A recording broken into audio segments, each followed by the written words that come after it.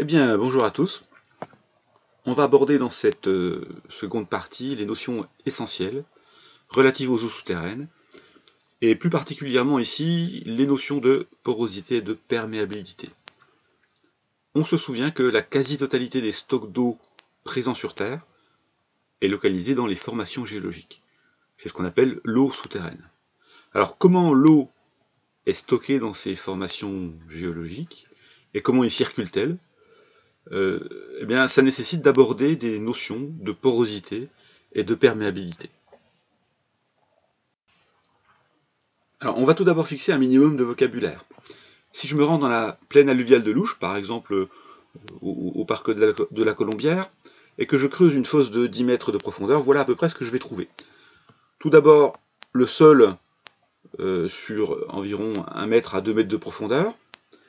Et puis, je vais ensuite pénétrer dans une zone de gravier calcaire qui correspond aux alluvions de Louche et qui constitue la formation dite aquifère. Enfin, je m'arrête sur une formation géologique argileuse et imperméable que les hydrogéologues nomment substratum imperméable. L'eau de pluie infiltrée depuis la surface et percolant vers la profondeur dans les graviers de l'aquifère est arrêtée par le substratum imperméable et s'accumule dans la partie inférieure de l'aquifère jusqu'à un niveau d'équilibre. Dans cette partie de l'aquifère, la totalité des interstices, c'est-à-dire des vides entre les graviers, est saturée en eau et définit alors ce qu'on appelle la zone dite saturée de l'aquifère. Cette zone saturée de l'aquifère correspond aussi à la nappe d'eau souterraine. Au-dessus, les interstices entre les graviers ne sont pas saturés en eau, ce qui définit la zone dite non saturée. À l'intérieur de cette zone non saturée, on distinguera la frange capillaire qui correspond aux remontées d'eau par capillarité depuis la zone saturée, et au-dessus, la zone d'évapotranspiration qui correspond généralement au sol et à la zone de pénétration racinaire, et l'eau de pluie percolant dans cette zone peut à tout moment retourner à l'atmosphère par évapotranspiration. L'espace entre ces deux sous-zones est nommé zone de transition. Enfin, si on mesurait la teneur en eau à chacune des profondeurs, on obtiendrait le diagramme suivant, ici sur la droite. Ce schéma assez simple permet de fixer l'essentiel du vocabulaire et des grandes structures dans le système eau, sol, sous-sol. C'est ce qu'on rencontrera assez systématiquement plus ou moins. Dans la suite de ce cours, on va se focaliser essentiellement sur la zone saturée, car vous l'avez compris, c'est là que sont localisés les stocks d'eau souterraine. Alors, comment étudie-t-on cette zone saturée? Comment la caractérise-t-on? Comment et pourquoi y trouve-t-on de l'eau? C'est ce qu'on va essayer de comprendre par la suite.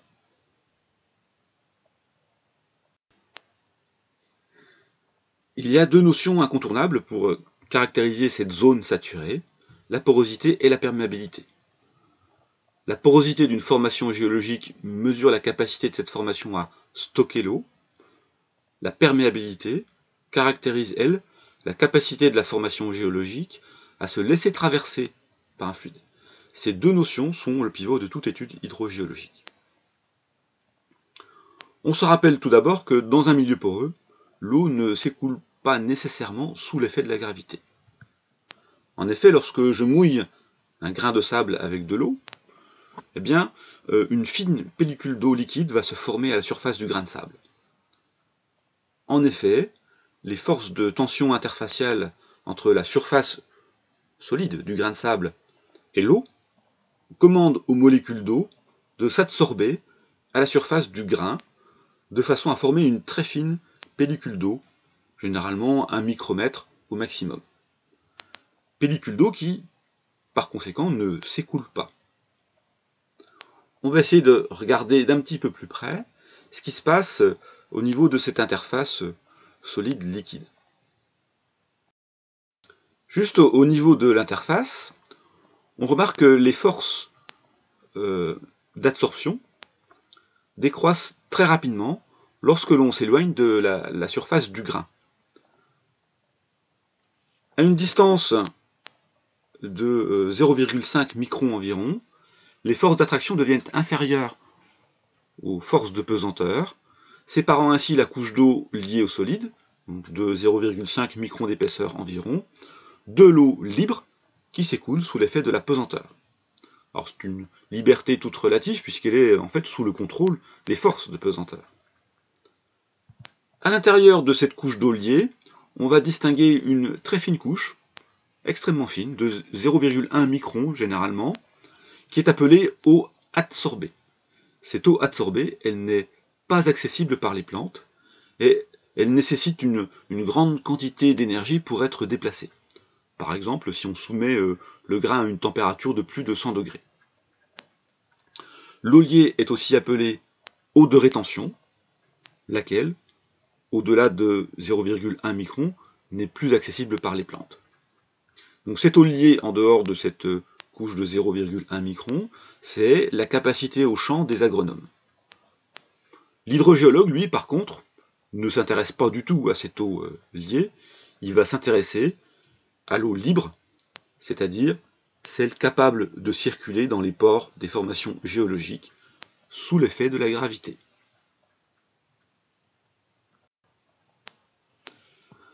Alors comment cela se passe-t-il dans une formation géologique?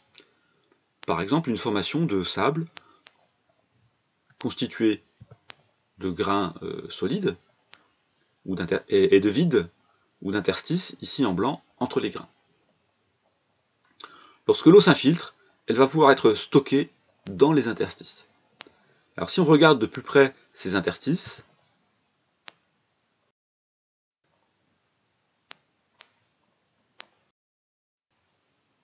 cet interstice contient aussi bien de l'eau liée que de l'eau libre. L'eau liée correspond à la porosité de rétention et l'eau libre correspond à la porosité dite utile ou efficace. Et c'est cette porosité utile ou efficace qui intéresse les hydrogéologues, car c'est elle qui contient l'eau qui circule dans la formation géologique. Si la taille de l'interstice était inférieure à 0,5 micron, il ne contiendrait en fait que de l'eau liée, c'est-à-dire de l'eau qui ne circule pas.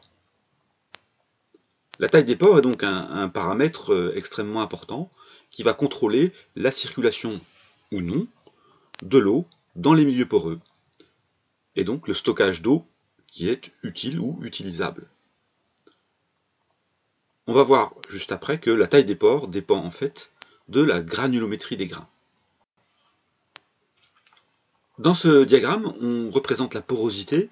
Alors la porosité, c'est la proportion des vides par rapport au volume total de roche, qu'on exprime généralement en pourcentage. Donc on représente la porosité ici en fonction des classes granulométriques des matériaux géologiques. C'est ce qu'on retrouve sur l'axe des abscisses. Des granulométries les plus fines, notamment les minéraux argileux, vers les granulométries les plus grossiers, un ensemble de graviers et de blocs. La porosité totale de ces matériaux, c'est la courbe en rouge ici, est maximum pour les matériaux les plus fins, pour lesquels on aura en fait quasiment autant de vide que de grains solides. Et puis lorsque la taille des grains augmente, eh bien cette porosité totale diminue. Cependant, si je m'intéresse à la porosité utile, donc celle qui contient l'eau qui circule, eh bien celle-ci est minimum pour les matériaux les plus fins, en effet, car lorsque les grains sont fins, les interstices sont aussi fins, et le volume de vide pouvant contenir de l'eau, enfin de l'eau libre en tout cas, est faible. Dès que la taille des grains augmente, la proportion de vide contenant de l'eau libre augmente, pour atteindre un optimum pour les sables, sable moyen à sable grossier. Et puis pour finir, eh bien, cette porosité utile diminue car la porosité totale diminue elle aussi. En ce qui concerne la porosité de rétention, ben c'est l'inverse puisque c'est le complément de la porosité utile. Cette porosité de rétention est maximum pour les granulométries les plus fines, puis diminue rapidement lorsque la taille des grains, donc des interstices, augmente.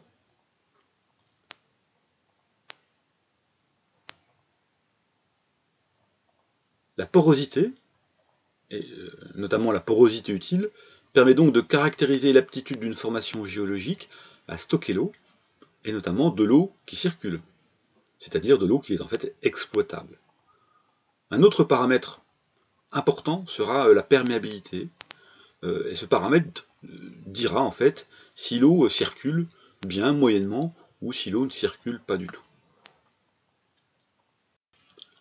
Alors plutôt que de parler de perméabilité, les hydrogéologues utilisent plus souvent le terme de conductivité hydraulique, mais on va considérer, nous, que c'est synonyme.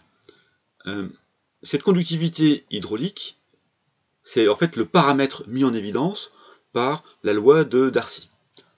Henri Darcy, qui était chargé par la ville de Dijon de l'alimentation en eau potable de la ville de Dijon, a notamment montré que le débit d'eau traversant un cylindre rempli de sable, c'est le schéma de sa fameuse expérience qu'on voit ici à droite, et bien que le débit d'eau était proportionnel, premièrement à la section traversée, qu'il était proportionnel également à la différence de pression entre la base et le sommet de la colonne de sable, et par contre que ce débit était inversement proportionnel à la longueur traversée. Reste un coefficient grand K, qui est un coefficient de proportionnalité, et qui est appelé la conductivité hydraulique, qui est déterminée empiriquement, ou expérimentalement en tout cas, par exemple par l'expérience de Darcy ici, et qui s'exprime en unité de longueur par unité de temps. Et en fait, c'est l'unité d'une vitesse. Grand K, la conductivité hydraulique, ou dite perméabilité, est une propriété intrinsèque du matériau traversé, et dans cette expérience ne change que si la nature du sable mis dans le cylindre change. C'est vraiment un paramètre propre au matériau lui-même. Grand K caractérise la capacité d'un matériau, donc d'une formation géologique, à se laisser traverser par l'eau.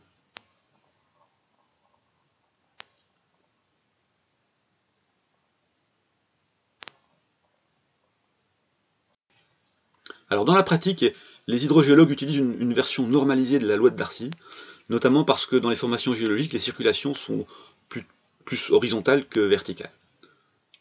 On définit le débit unitaire, petit q, comme le rapport du débit total à la largeur traversée. Et la largeur traversée est en fait reliée à la section traversée en la multipliant par petit e, l'épaisseur traversée. On ajoute la simplification suivante. Le rapport ΔH sur ΔL de la loi de Darcy, donc en fait c'est la variation de pression par unité de distance parcourue par l'eau, et bien ce rapport ΔH sur ΔL est en fait un gradient, dit gradient hydraulique, et il est égal à petit i. La loi de Darcy devient donc petit q, le débit unitaire, égal à K fois petit e, l'épaisseur de l'aquifère traversé, et petit i, le gradient hydraulique. Grand K reste bien évidemment la conductivité hydraulique, elle n'a pas changé de signification.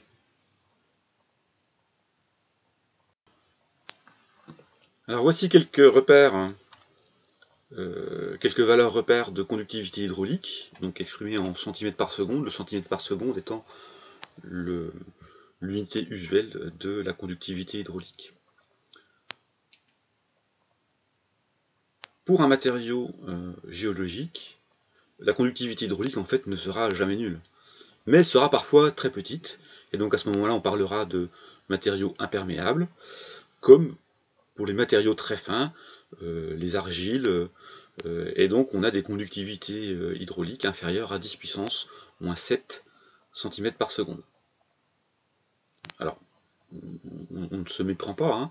Les matériaux argileux contiennent souvent une forte proportion d'eau. On a vu que la porosité totale des matériaux argileux pouvait atteindre 40 à 50%, mais c'est de la microporosité, c'est-à-dire inférieure à 0,5 microns, et donc c'est de la porosité uniquement de rétention. L'eau ne circule pas, et donc les argiles sont des matériaux imperméables. Lorsque la conductivité hydraulique est comprise entre 10 puissance moins 3 et 10 puissance moins 7 cm par seconde, la perméabilité est qualifiée de mauvaise, et elle concerne en fait des matériaux mixtes comme les sables très fins ou les sables argileux par exemple.